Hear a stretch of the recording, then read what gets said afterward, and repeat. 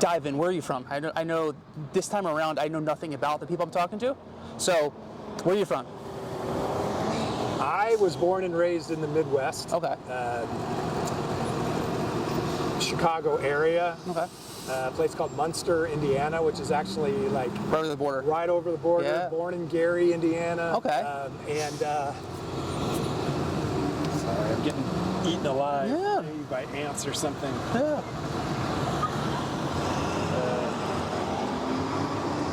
Yeah, born in Gary, Indiana, and Chicago area, and we lived in Munster until I was about 12, and then we moved to St. Louis area. Okay. And then I did my high school area there, and then I did my college at Southern Illinois, and then my graduate work in Kansas City, Missouri. Okay. So Midwest boy, Sure. born and raised, meat and potatoes, and. It sounds like you moved a lot in the Midwest as a kid. Is there a certain area that like if someone says what is your home as a childhood, would it be high school? Was it beforehand? Like what would you identify as home? Yeah, that's a great question because my childhood was spent in Munster, so Okay. obviously I have some fond memories of that, you know, as far as home goes.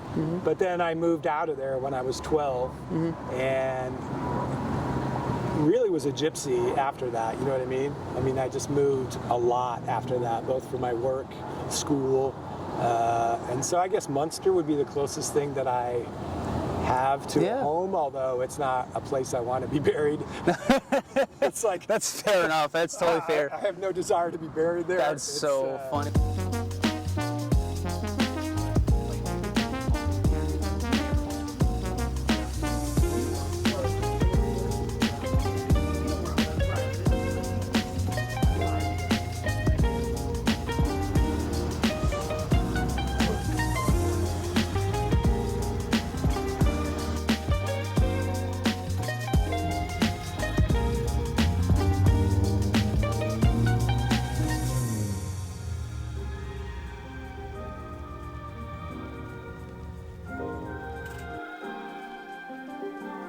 So you went to school in Illinois, and then when was the jump to New York? Was that just to pursue this, chase this? When did you? What years were you? When were you in New York? Yeah, In the after 80s? I finished my graduate degree in Kansas City, I stayed in Kansas City for a couple of years working, and then I made the jump to New York in '85. Okay. And, What was New York like in the 80s? Like, was it just like everything you thought it would be? Was it fun? Was it like, because you're, I guess, I'm a being from the yeah, Midwest guy, so you don't know. It's like that's a big city vibe. Like, yeah, Chicago can fit that, but I New York's always different. dreamed about it. Like, Okay. obviously, as an actor, I was like, I want to do Broadway.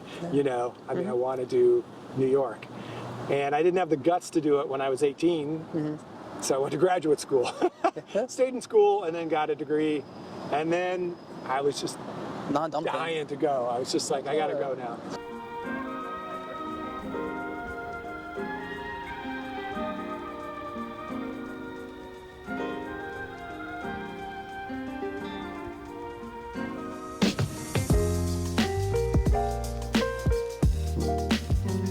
So what's the first thing you did when you got there? I started working as a cater waiter in Long Island, and so that was my first survival job, which was an education in itself, you know. I had met this guy, and he owned a catering company, and so my first survival job was doing these big parties on Madison Avenue, and then going out to Long Island doing bat mitzvahs, bar mitzvahs, and starting to audition and take classes, and just, you know, I lived up on 181st in Cabrini, which is right by the George Washington Bridge, and the cloisters up there. Yeah. Beautiful area, and I lived with Raul Chachapoyas was his name, and he rented me a room for $70 a week. And we shared the rest of the apartment, the kitchen. I had a futon on the floor, nothing else. Yeah, that's the dream, though. That And it just was sounds like the dream. It's $70 a week, which was nothing really. Yeah. Even in 1985. Yeah. And back then, the poverty level in New York was about $40,000 a year in 1985. And I looked at my Social Security statement.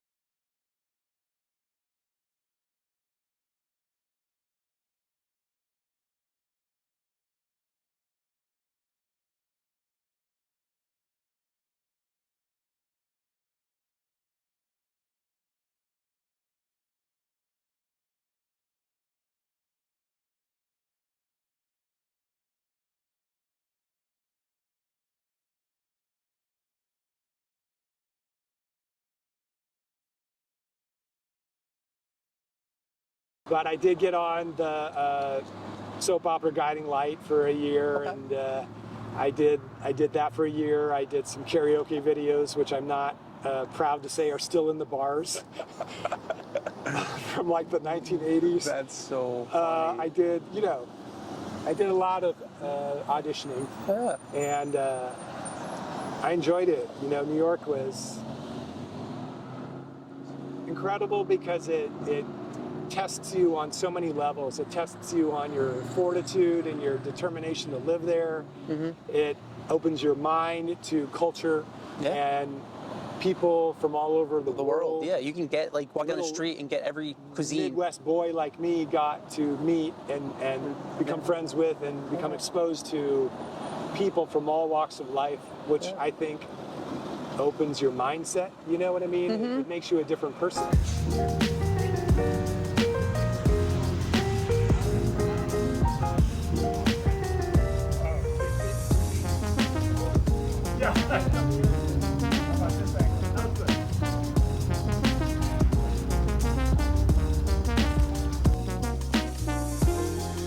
So then you're doing. It sounds like you're doing well, and then that was the 80s. Well, I wouldn't call it well. Were you happy? I made $9,000. Yes, Yeah, I mean, I was single. I was young. I had no strings. I was pursuing my dream, which was Broadway, and that never panned out for me. I did a lot of off-Broadway things. I was working midnights as a proofreader at the biggest law firm in New York City at the time. If you remember, the middle 80s were all about corporate takeovers, right? All about corporate takeovers. So working at a law firm proofreading legal documents was better money, and I could survive working midnights and then audition during the day. Because I'd meet people in New York, and I'd be like, how long have you been here? And they'd be like, 9 years. And I'd be like, well, what have you done? And they're like, well, I did an extra on a soap. I'm like, really? You know, and that would surprise me. And they said, well, I work full-time 9 to 5. And I'm like, oh, so you want I thought to myself, I'm like, I moved to New York not to become a waiter. I moved to New York to be an actor, and if that means I have to work midnights, and that's what I'm going to do, you know? And that lasted about 4 years. And then I had a friend of mine, one of my best friends from graduate schools, and I had lunch one day, and she's like, you're gray. I mean, you are literally gray. I said, well, yeah, well, I'm working midnights. I probably haven't been in the sun for probably 4 years. So she was basically, she said, well, I'm having a baby. I'm teaching in Scottsdale, Arizona.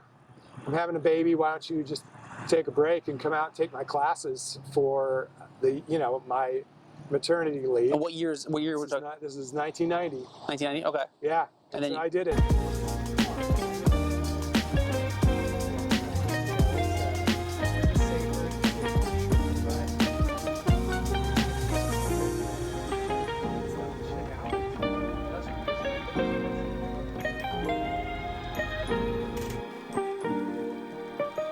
I, got married later than maybe a lot of people do, probably 35, and I had Alex in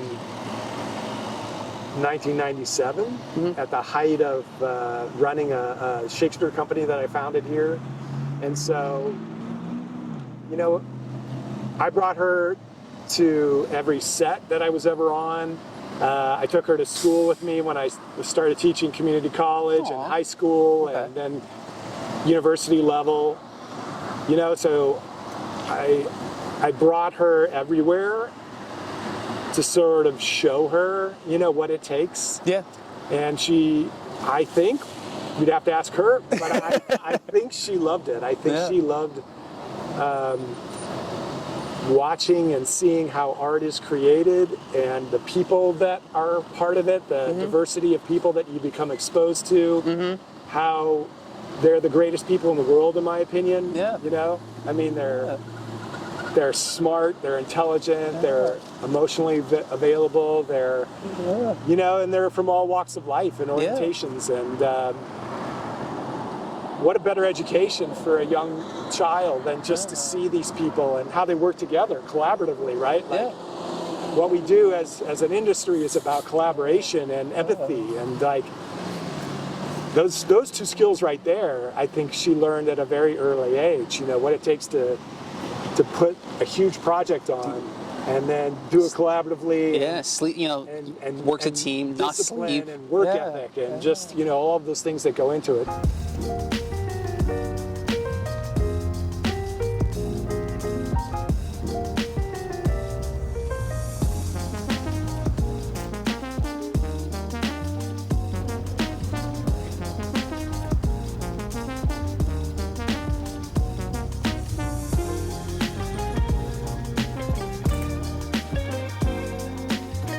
I guess you've done a lot in your life and career. Like, what are some of the things you're looking forward to? This next chapter of your life. I don't know if you're in your chapter. You said you have the Shakespeare Company here. You started. Yeah, I no longer run that. Okay. And I would say I'm a person in progress, like we all are. Yeah. I retired from teaching in 2019, and then 3 weeks later, I had an emergency heart situation, and I end up with a pacemaker. Okay. Almost died. And wow, I'm sorry. that obviously helps your perspective too, as far as looking around going, well, I've been given a second chance, so what am I going to do with it? Yeah. And so I've had a number of surgeries in the last 6 years, so finding that balance of health, and living life to the fullest. Right? So how do you find balance? I feel like a lot of people, I struggle from all the time. I either have too much work or I have no work. So I guess as you get older and you've experienced, more things, what's balance? How do you get that? Yeah. Is there a one size fits all on that right? question? If I knew that, I'd be a millionaire, right? Yeah. I mean, there are a lot of people. Yeah. I think that is 20 minutes. Let me just get going. All right, let me see. That's that. Awesome. So